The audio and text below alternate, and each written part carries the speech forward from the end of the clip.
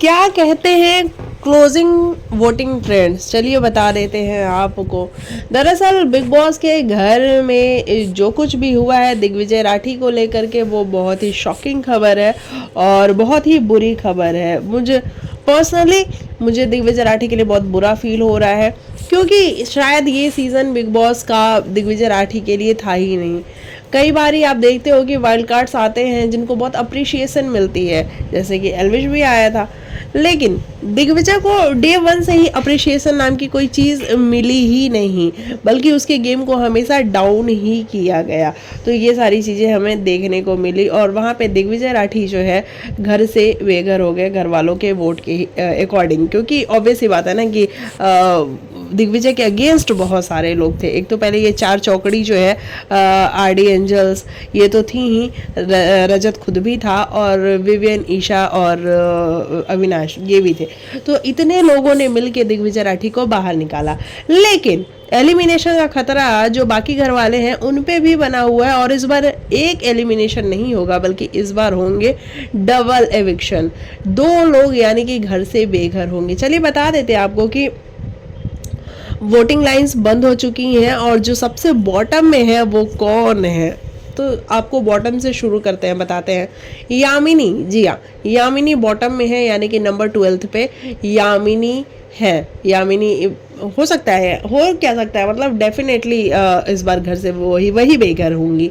उसके बाद नंबर 11 पे है ईडन, यानी कि बॉटम में जो 2 लोग हैं वो है यामिनी और ईडन।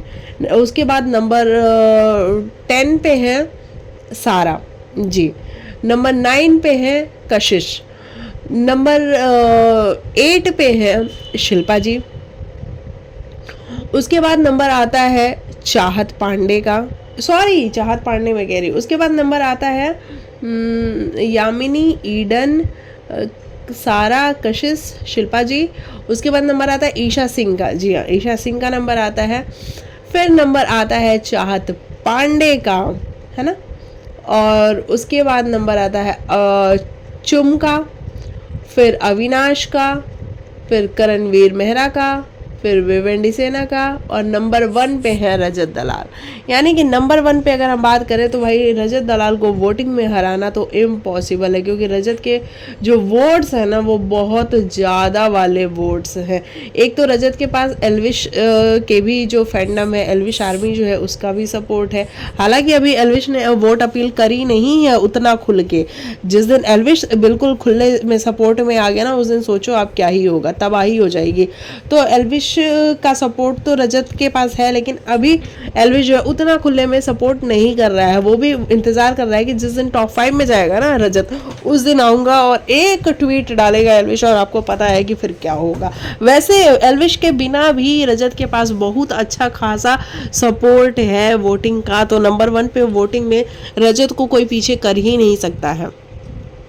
फिर नंबर 2 पे विवेन डिसेना है, क्योंकि विवेन डिसेना की भी फ़ैन फॉलोइंग काफ़ी अच्छी है। भले ही विवेन का गेम जो है घर के अंदर काफ़ी ख़राब हो चुका है अभी, लेकिन उनकी जो फ़ैन फॉलोइंग है उसमें कोई कमी नहीं है। नंबर 3 की अगर हम बात करें तो करणवीर मेहरा है। करणवीर मेहरा का गेम पहले तो नहीं लोगों को पसंद आता था, लेकिन उनको बूस्ट करने के बाद, पंप अप करने के बाद अब करणवीर का गेम लोगों को काफ़ी पसंद आता है।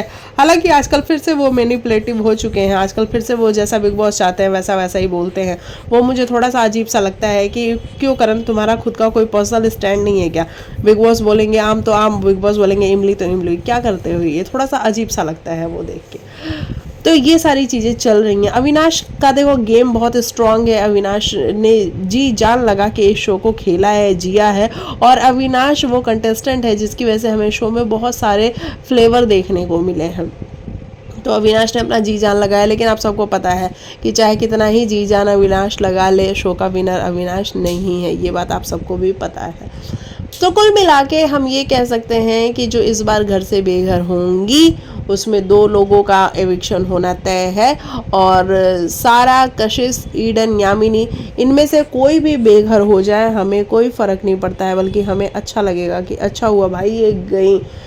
लेकिन जो बॉटम में चल रही हैं वो यामिनी है और ईडन है। उससे ऊपर अगर हम बात करें तो सारा है, फिर कशिश है। चलिए बाकी आप लिखिएगा आपको क्या है कहना, आपके अकॉर्डिंग कौन होना चाहिए बाहर, अपनी राय कमेंट सेक्शन में ज़रूर दीजिएगा।